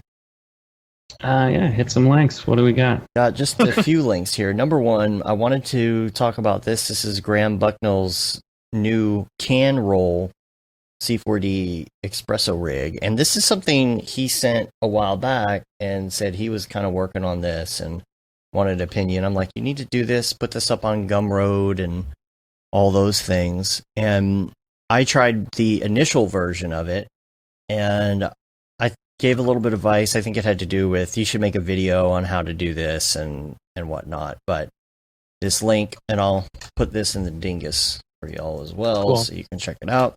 This is, I'll bring it up on the screen here so you can see what it looks like. So this is essentially a rig where you can drop things in and allow it to roll on a surface. Oh, yeah. But it's got splines and all these other options that you could put in, like variants and what does it say here? That's pretty handy. That'd be good for like car wheels and stuff too, right? EJ and I were actually trying to figure this out the other day. Like he was asking me, how would you make a circle or a sphere roll across a surface and make sure that it's perfect, you know?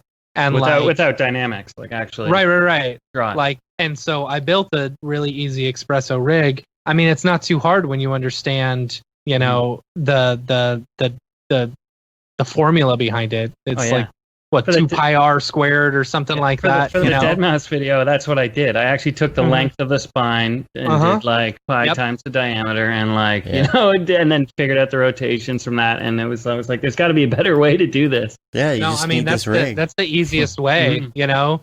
And then you just link the position, the percentage to, you know, your slider or whatever, and then easy enough, easy peasy. Yeah. Isn't there a car rig plugin for cinema that does that too? With I think there is, yeah. Yeah. But this is for everything. Like you can do just drop something in, dropping it on cylindrical object. That's handy. Yeah. So we'll put that link in the show notes. You can check that out. Also, I wanted to talk about Cascader. What is this? It's that it's the rigging thing that was it EJ? Oh, yeah. Or David sent it to us. Cascadeur? How do you spell? Cader? Yeah. I don't know. Cascadeur. It's Cascadeur. It's like Brodeur. Cascadeur. Cascadeur. Yeah. But I saw this a while ago, and really? It's been around for a while. Yeah, it's very cool. I saw a little video fly by my feed, but I meant to circle back. What is this thing? It's basically for rigging characters and animating characters and stuff like that. So you bring in a character rigged, and then it helps you. I don't know the exact. It helps you animate them more easily. Animate. There's no mocap here. This is all animated. Like, wow. It just it's a bunch of IK setups. Then it's like all IK based. Yeah, I think so. Something? Yeah, I think it's just supposed to make a lot of the process easier. And it's like if they could do this. I like the adjustments where you can like create one keyframe and then create another keyframe and then like easily adjust in between, you know, which I thought was pretty cool. Yeah, having a master, you know, keyframe of the entire pose is something that's a lot, you know, more handy than like each limb and not being able to, you know, move it over. That looks super handy.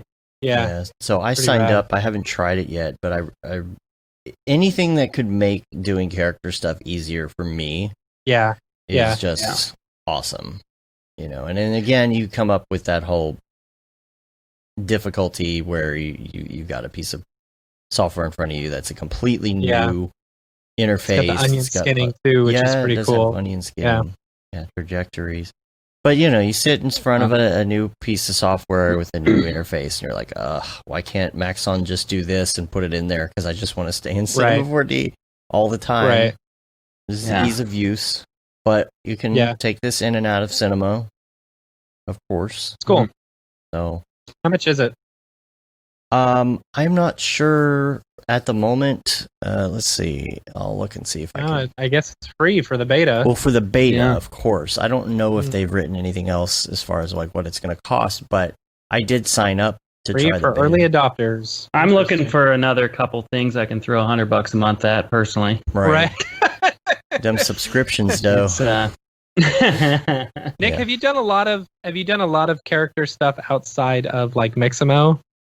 Well, yeah, I mean, using the Mixamo control rig without Mixamo now. I'm doing that for everything. I'll make a character put it in the Mixamo control rig and just use the Cinema character controls now, because it's just all the IKs are there. It's great. You can slide between with the IK on or off if you do have keyframes, and like I said, all the hand animation is super handy, and even just taking Mixamo stuff and then doing that other layer on it is so awesome, because it's like I'm super sick of just the Mixamo on everything, and I know every single motion in there, like the back of my hand. I'm like, anytime I see it, I'm like, wait, it's it's like using a stock photo. You're like, I know that one. I've seen the Thriller dance 800 times. And I really wish Adobe would, maybe Maxon should just buy it off them and actually open it up to, because so many people have these mocap suits now. It's just like, it should be like upload yours and sell it or make a buck on it or something. Like that should be opened up to the public, so we all have this massive library of stuff, and you know,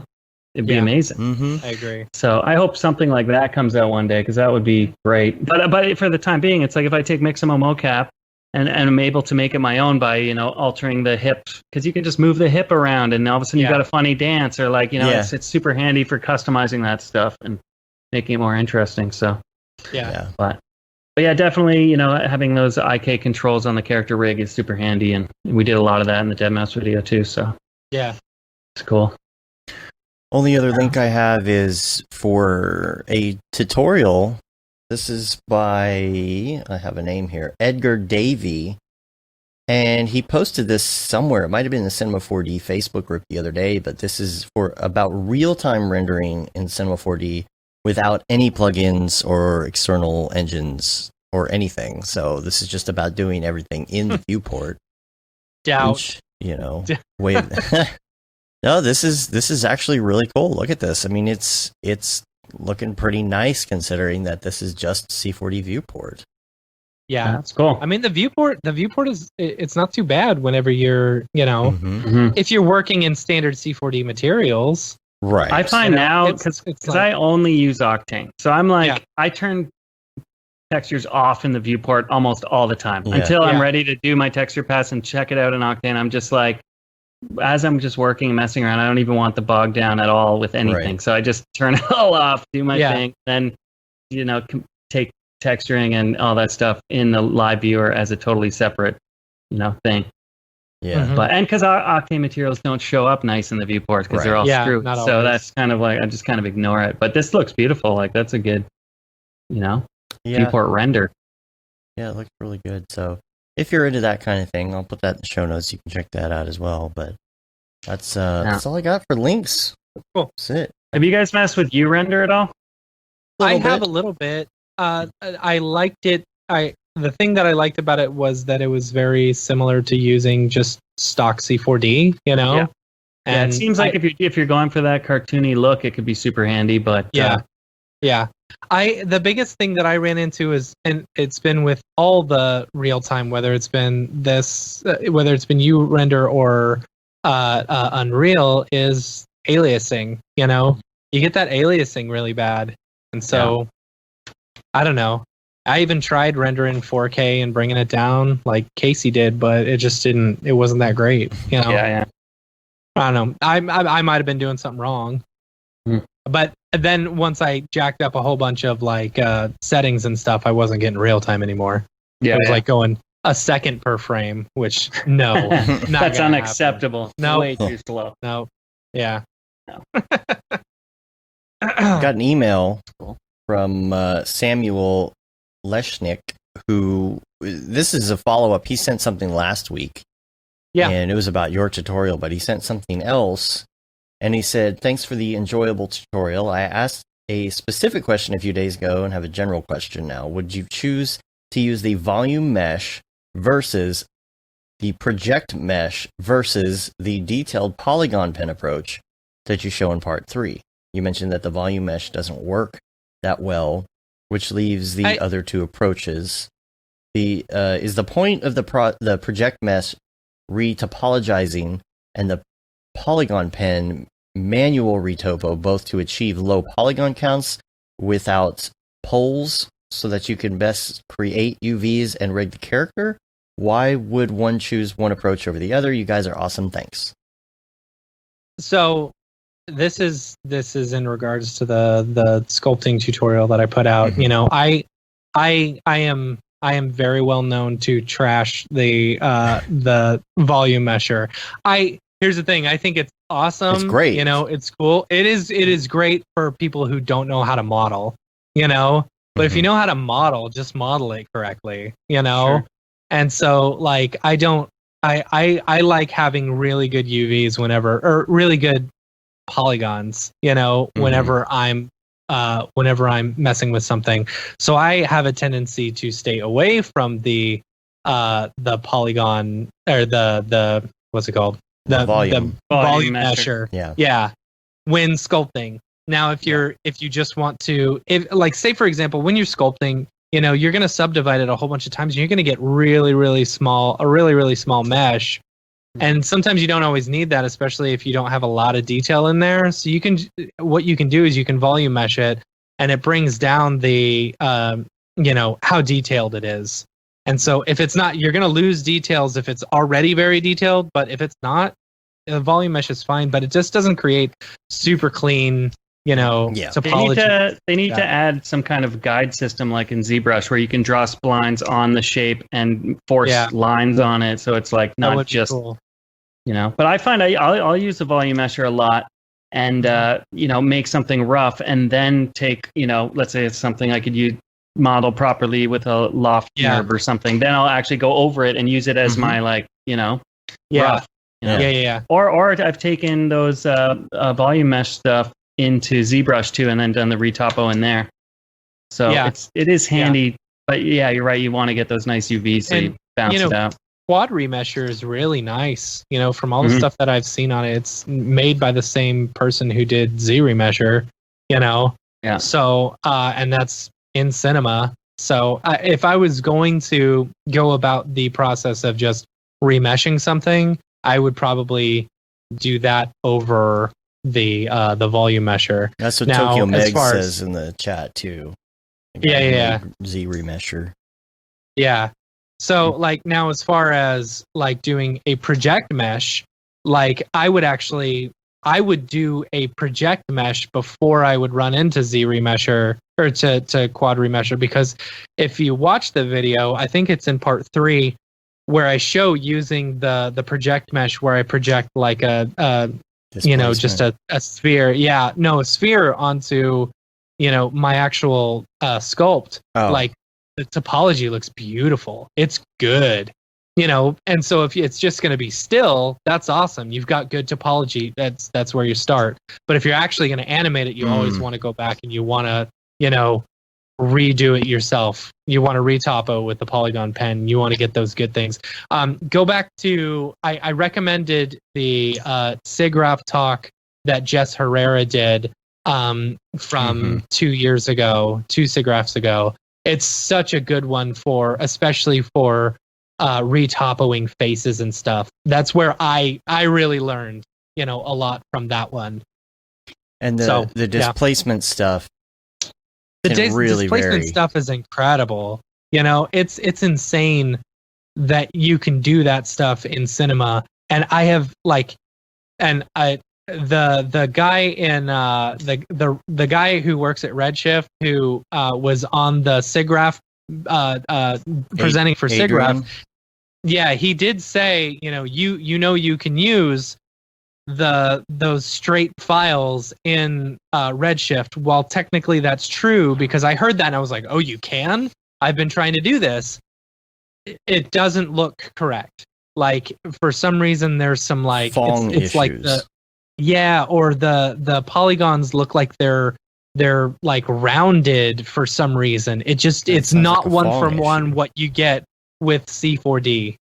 So I don't know. It's Octane. Is it working in Octane? It's not working in Octane. It doesn't work in Octane. Like the thing is, I can't get either of them working correctly. What is it? A displacement system? What you do is you can bake your displacement into a shader, you know, in Cinema. So it's using vector displacement on a low res mesh then rendering it to where it looks one-for-one what you sculpted. Just super cool. So you can do what would normally be 2 million polygons onto like a 10,000 polygon sphere or something like that. It's really cool. But doesn't Octane have its own vector displacement thing? It does. You can do that, right? It does, yes. But the problem that I've found with vector displacement in Octane is that you're then subdividing. You're having to subdivide in order to give it enough more geometry. polygons, which it you might as well just use, standard C4D, because I've had it just crash on me, trying to you have to get it kind of close. Yeah. So it's whatever, it's a really cool thing that you can do if you're using standard C4D. It's a shame you can't use it in any of the third-party renderers, no matter what they say. Yeah. They'll get there. I know. They'll get there eventually. Yeah. I mean, it's okay. I mean, I'm literally the only person who's asking for it, and I don't even use it. Like, there's no reason for me to even use it or something. There was a really good use case a couple years ago at NAB. They had a couple of, I don't know who they were or where they were working for, but it was a couple of female artists who were showing off some medical animation stuff. And this is where I originally learned it. They were going through and they were sculpting some of these microbes and stuff, and then just straight up off of a sphere, and then doing a cloner, like doing a cloner system with dynamics or something like that, where it was moving through. So it was keeping super low poly, but rendering out all this display stuff. And it was, I mean, it's pretty cool, if you're using standard C4D. Yeah. Anyway. But my workflow, if you're going through and you're wanting to retopo something super quickly, and you're not animating it, like it's not moving, do the project mesh. Project mesh is crazy good. I was amazed at how well the quads came out, and it looked one for one. Yeah.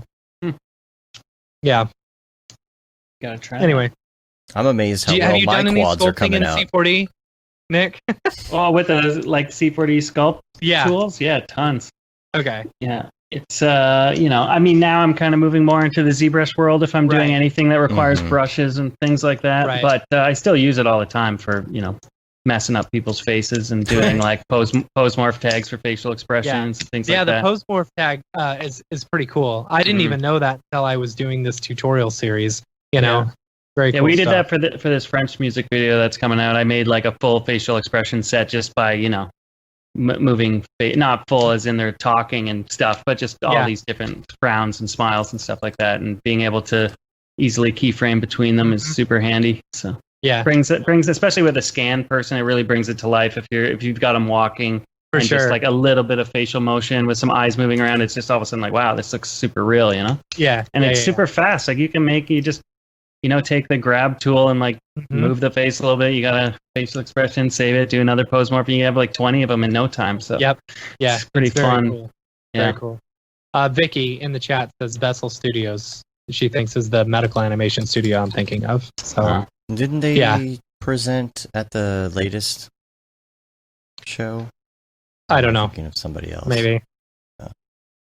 Yeah. Are most of those live shows like the NABs and SIGGRAPHs and stuff, are they all going online these days or what? I haven't really. Yeah, I mean, everything is at least until the end of the year, and then maybe even into a little bit of next year. I don't know.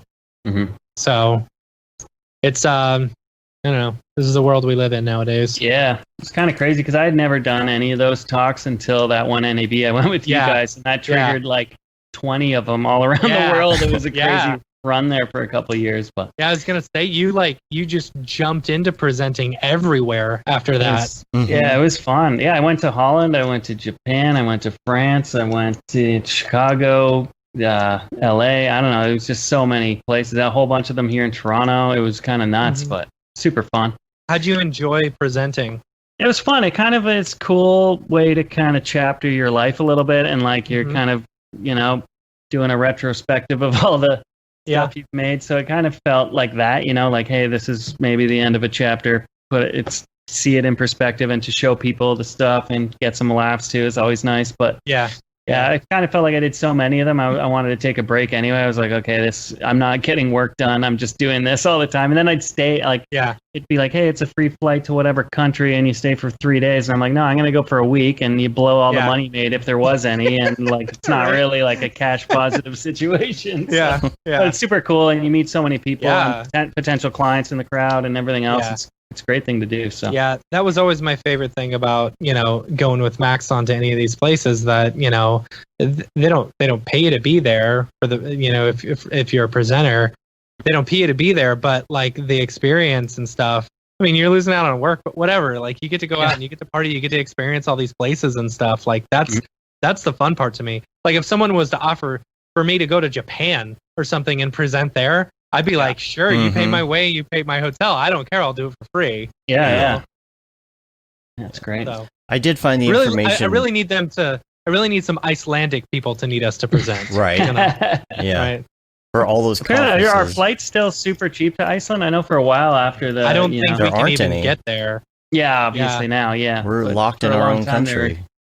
They're giving away flights for a long time just to get some money back in their economy after the crash, right? Yeah. Yeah. Well, hopefully they do that again once things get better, because I'm ready to go to Iceland. Yeah. Same here. Trying to figure out where our next vacation's going to be. Is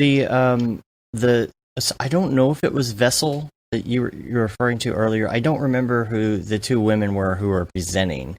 If it was Vessel, I think it was different people working there, because Thomas Cohen was on the stream, the Maxon stream last week. They're actually signed up. They're going to be on the show maybe September, October. Cool. I can't remember. I'll have to go check. Maybe you can ask if that was them doing that. You could dig into that a little bit. Everybody does medical animation now. Virus animation, super popular. Oh, yeah. Corona simulations. Yeah. I think the Pixel Lab gave out a free coronavirus model. Everyone's using that now. Yeah. I think and as Maxon says, all of their live presentations are published on their YouTube channel. So, if you'd like to go back and look, you can feel free. Yeah. Thanks for that, Kevin. Yeah. I made a coronavirus animation, but it was like, a guy who was, pooping out limes and had a bunch of Corona bottles stuck I to did his head. see that one. I was like, what the hell happened? That was like right at the beginning of the whole coronavirus. Yeah, it was super stuff. Early, and I was like, oh, this is funny. This isn't gonna be a thing. Before it was like, wow. And then we're like, oh shit, this is a thing. God. But I actually got taken down by some person at Corona, and I was like, what the hell? They actually, did content logo takedown. I was like, oh, of course. I put the Corona logo tattooed on the guy's chest. Right. It's kind of like, wasn't cool. It's not fair use. But they undid it. Yeah. Oh, they did? I was like, what the hell? I didn't even complain or file a counter thing on Instagram or anything. And all of a sudden it was like the next day it was back up. And I'm like, okay, they had second thought. Yeah. Logos, I don't think logos are like actually using somebody's trademark logo like that. I don't think it was fair use. Is it fair use if it's considered a spoof or something? Maybe. I just know when I was working on Conan and stuff, we still couldn't use logos straight up. Even if it was like I could use the footage from a commercial, I could use anything, any imagery to a degree. But anytime it came to logos or music, it was like that stuff's so litigated they just don't let you do it. That is interesting. I didn't know that. You can ask 10 lawyers and they'll all say different things, but there's a lot of precedent there. Yeah. Big gray. Man, that feels like forever ago. Gosh, that was so long. I know. That's like the last however many months. It was like a the world was a completely different place where we were just making jokes about something after a beer. I want to say it was who is it that does Corona, that makes Corona? Like, is it Anheuser-Busch? I can't remember. I don't know. One of them, whoever it was, I saw a funny joke online. I don't know if it was serious or not, but where they're like, Corona beer will pay $10 million to stop calling it Corona virus, and they'll pay it $15 million to start calling it the Budweiser virus. Yeah. That's pretty good. That's good. Well, things are different now. Yeah. Good. Anything else?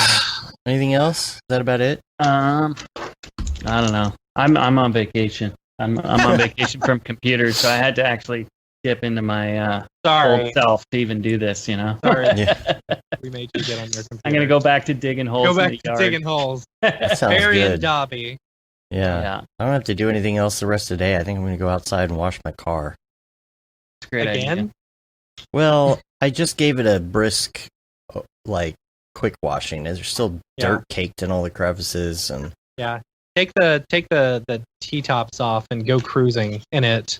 Like, that'll get the mildew smell out. Oh, I put all of this stuff in there. I put, even in the air conditioning, there's this really cool spray that you can spray into the intake vents on the outside of the car, and it pushes through. You run the air, and it gets a lot of that smell out of it. It smells great now. I got little charcoal things on the inside and Pet Fresh on the carpet, and got all the windows down in the garage, airing it out. But what happened? Was it leaking? Like it was out in the rain and had a window open or something, or how did it get wet? It just hasn't been driven in 3 years. It hadn't been driven. It was sealed up, but it still got some stuff leaking through little places, and I don't know how it got so bad. It doesn't make sense. Nothing was. Looks cool. What engine you got in that thing? It is. Gosh, I can't even remember at this point. I mean, it's the V8 that they used to put in them back in the day. I don't remember what it was. An LS one or an LT one? Which one was the later one? Is it? But it's a 350 or what is it? I think it's the LS. It's not. Okay. It's been so long now. Let me find the info for you here. Because we should race. We should probably meet in Michigan or something and race or somewhere halfway. Yeah. Let's see if Kansas, yeah, that would probably be a good place. I'm going to look up the specs. It's a 2001 Camaro SS 35th Anniversary Edition. There's only 900 of them made with the T-tops. Oh, wow. Yeah. And it's just been so long since I did... I think it was Nucleus, Vicky. Yeah. I want to say I think it was Nucleus. University. Oh, Nucleus. It probably was Nucleus. I'm looking it up right now to see if I can find this 5.7 liter V8, 310 horsepower. Yep. Yeah, you would smoke me in a race. Yeah, it's been. I mean, I used to know all the specs, but it's just been so long. I bought it new. Oh wow! So, wait, you've had that for what year is it? It's 2001. Okay, yeah. And I bought it in the end of 2000, so it's almost 20 years that I had it. And I traded in my beloved Z28 that I had all modded out for it. And it was the only one. The dealership could only get one of them at a time. And they put it on big display in front of the dealership. I'm like, I want that one. Well, that one. I want that. That's it. That is absolutely it. Yeah. It was... let's see, Nucleus. Heidi Sincel and Elizabeth McDonald from Nucleus Medical Media. It was 2015 NAB Rewind. So, Dave, are you able to put that in the show notes? Yeah, just put the link in for me so I don't have to go looking it up or whatnot. It's in the dingus. It is in the dingus. Awesome. It's in the dingus. Cool. Thanks, Vicky. Yeah. Nick, what kind of Jeep do you have? I have a 2016 Sahara. Unlimited. Okay. Nice. Yeah. First hard new top car or I've ever soft bought. top? I got both. Oh, okay. Came with both. Cool. Nice. It was great. I went at the end of the year, and it was there's 5 left on the lot, and they were desperate to get rid of it. And I talked them down an insane amount, $7,000 off the asking price or something, because it was unheard of for Jeeps. Yeah, because it was crazy. They make so little money off of the Jeeps. The dealership actually told me, the dealer was like, this is the cheapest we've ever sold one of these for, because I just kept saying, no, I want one. I want next year's. I don't want this one. I want next year's. Yeah, and they kept, and I said, I want the exact same one as you have in the lot, except next year. I don't want that one. And they kept coming back trying to sell me that one, and I kept saying nope. And then finally they sold it to me, and I got it way cheaper. The Sahara editions are great. My first Jeep was a Sahara edition. Is it it's an unlimited, right? Yeah. Yeah. Once you go 4-door, you can't go back. Yeah, I had 3 other Jeeps, and they were all 2-door, and I camped out in this one the other night. I put an air mattress in the back and folded it down and slept in there. Will it fit What size? Like, It's like I don't know what size air mattress is, but it's a bit of a crunch. Like I still Okay. got to kind of squish it in a bit, but I got it in there. It was comfortable. oh, that's so cool. I'm jealous. I And think it's probably nice and cool outside there. It know, was at night. It wasn't too bad. But then in the morning, I woke up and I was like, I got to get some like screens for the window and like Yeah. because the morning was a little rough, but Yeah, it's cool. that's cool. Yeah, I've seen a bunch of TikToks of people like converting their vans and you Dude, know. they have wicked top like roof sleepers for the Jeeps. Yeah, That's it's insane. cool. The ladder that goes up and you're like crashed out. I don't want to have to climb a ladder though to get into my, Yeah. Yeah. Anyway, I need to go camping. Got Camping my sounds fun. got mine right here. Nice. See, but they're still dirt caked. That's why I got to go out there, get it all done, and you can see the paint like right here on the hood. The paint's coming off. You know, I'm gonna have to get the whole thing repainted. Still the bright red. Get a vinyl wrap, man. Get a Mograph.com vinyl wrap. Put logos all over We're it. gonna do. I've been telling I can do them that with the just truck. sell There's it. the truck. Just Just put it on the Tundra. No, we're gonna do a vinyl wrap with the RV once we buy an RV. Yeah. It's You gonna guys get an be, taking the RV. show on the road? we Oh, are. Hell yeah, we are. Yeah. Yeah. We're gonna do a Yeah, that's the Mograph plan. We're gonna RV buy- tour. Yeah. Wow. Yeah. So anytime there's a big meetup, we're just gonna bring the RV outside. Yep. You know, That's great. Mhm. do a podcast right there. Yeah, we'll you have gotta a get studio. some keg taps. Get some kegs in there. Oh course. man, just put the keg refrigerator right there on one of the bays. Yep. Oh Yep. man. Oh man. Now I got the wheels turning. Yep. Yeah. Yep. Yeah. You I could actually used to have an old school bus that I modded out. I used to manage See, that's these what I bands. want. Dave's Yeah. like, oh, when are you gonna do that? Who's gonna He's put like, that I'm going to together?" do that. I'm like, yeah, okay, because you have time to go do that and get it done within my a buddies reasonable and I amount of did it. time. We did it so ghetto. We were in our early 20s and we booked a cross Canada tour. Bought this thing for $1,800, painted it all matte black, ripped out all the seats, and then just built plywood like cubby hole like beds in it. So they had sliding plywood doors, and then just put a couch up front with like a sink and a counter. It was so ghetto, but it was awesome. Yeah, Like That's super awesome. fun. Yeah, we drove all over Canada in that thing. It was great. that's great when you're in your 20s. $1,800, you can't go wrong. Yeah, Right? exactly. 4 dudes in a bus is only cool in your 20s. you Yeah. know? I can imagine being 40 something and you're like with 5 buddies in a school bus. But, not cool. Was it a full size one? Or was Yeah, it yeah. Oh, Yeah. nice. Okay, that's cool. Full Ford B700, huge bus. It was awesome. What was the gas mileage on that? Not good. It was No. terrible, and especially in Canada, like because you, it's not like the States where you play a show every 50 miles or something. Like Yeah. you got to drive for like a day and a half to go Yeah. from Winnipeg to Edmonton or something. It's just so far. Yeah. But it was cool, and we had I had a horn blasting that you could. It would do all these farm animal noises when we were. So we would roll into town and blast all this weird sound effects and promote the show. It was cool. That's funny. Come and see our show. Yeah, Oh. exactly. That's Yeah. funny. All right. All right. We got Well, more? Yeah, let's get out of here. I'm gonna go I'm gonna wash go my eat. car. Yeah. Sorry about the audio nightmare. Now I know never to use Adobe Audition again. Sorry, You're Adobe. fine. It's all fine. good. Cubase has been solid. It's been recording the whole time. So That's good. the Knock on last wood. half will be good. Just tell Adobe that's why we can't have nice things. That's why we Yeah. can't have Yeah. things. Yep. Yeah. Cool. Well, we're gonna get out All of right, here. guys. You can rate us on iTunes, leave a review, helps get our ratings up, and subscribe on your podcatcher of choice. Our newsletter will be going out. I didn't do the newsletter last week. Honestly, no, Kevin, we're not talking about Breaking Bad or The Wire. We've already done Mograph Recommends with Nick before, so Yeah. probably twice. I was actually, I've been rewatching Doctor Who, and there was a character in one that I watched this morning. Its name was The Wire, and I was like, Oh, oh, The that's Wire. interesting. Yeah. Yeah, The Wire. I am The Wire. I haven't done the newsletter because I was hoping we could lock in the date for the next many hues of Mograph before I do that. Yeah. Because honestly, we've got some great live shows that we just did. We got some great live shows coming up, but we don't have any other content to put in the newsletter right now just because, again, it's that summer lull, right? So I'm waiting. Matthias is working out the details of that, and we're trying to work around the schedule of me possibly moving and, all these other live Taking streams and next things week going off, on. right? Yeah, that's a good thing to bring up. We will not have a show next Monday, but there will be a podcast audio from the Swarovski interview because we never put that on the stream. Are you just doing a live? That's for the podcast. If y'all maybe I'll play video games next week online, and y'all can come join me. Oh, there you go. There you go. We get that Halo. We all have our streaming boxes for Halo now. We need to do that. Yeah, we should do that. And then so the newsletter will go out hopefully this week. We'll see. Got to get that date locked in.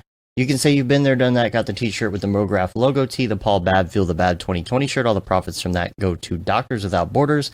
The Render Things t-shirt, hoodie, and long sleeve tee. And of course, the That Render Is Fire shirt, which you're only allowed to wear ironically. Unless you're shams. We're on Facebook, Twitter, Instagram, YouTube, Mograph.com. Mr. Balls, where can people find you online? Smearballs.com or, it's got all the links there. At Smearballs. Are you at Smearballs on just about everything? It's confusing because sometimes it has a Z at the end, sometimes it's an S. So just go to the website and go to the links. Somebody else had Smearballs. My buddy, because Smearballs actually started as like a blog with me and my buddy. So my buddy made a Twitter account way early in the Smearballs history and forgot the password and doesn't have that email anymore, so I had to change it. Suck?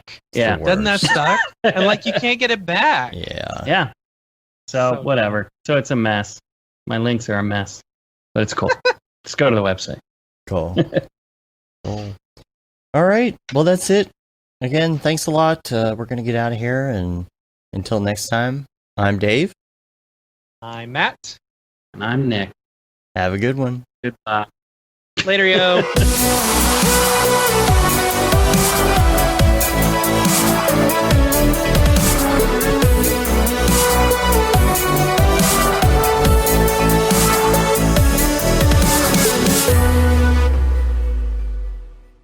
It's pretty good, I guess.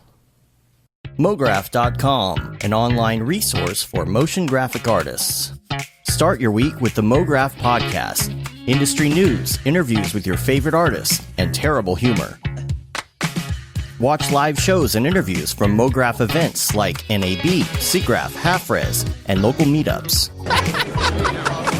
Our Mograph Talks feature live demos and motivation from artists all around the world. Sometimes you gotta make stuff that you're not gonna put on your reel, and I'm not here to judge. What if Rick and Morty show up for the countdown at midnight? That's where I peaked in life, in my career. We gotta stop this thing, Rick! It's gonna kill us all! Hear from the people that create your software, design your render engines, and artists that are changing the face of modern motion graphics. You get that render done. Yeah, you better frame what? Mograph tutorials and online classes will teach you about Cinema 4D, After Effects, as well as other popular software and render engines. Throw in the HDR Studio, take the render settings, pick the HDR, put in reflection, and gorgeous. Branch into new software. Learn time-saving tips, techniques, workflows, and lessons that'll keep you up to date in the world of motion design. Oh, brother, those are some of my favorite elves. I love projects that scare me. When our art director comes to us and asks for something that I had never done before, man, it gets me pumped. Join the conversation in our live sessions. Check out our plugins, or join the hundreds of daily active users in our Slack channel for technical help, advice, contests, or just to joke around. Real nice banana. Ah, that's so funny. All right. I'm going to live forever. Subscribe today and get the latest updates on our YouTube and other social media channels. Take all your dreams and just do it! We don't care how you get here, folks. Just get here. Subscribe to Mograph.com.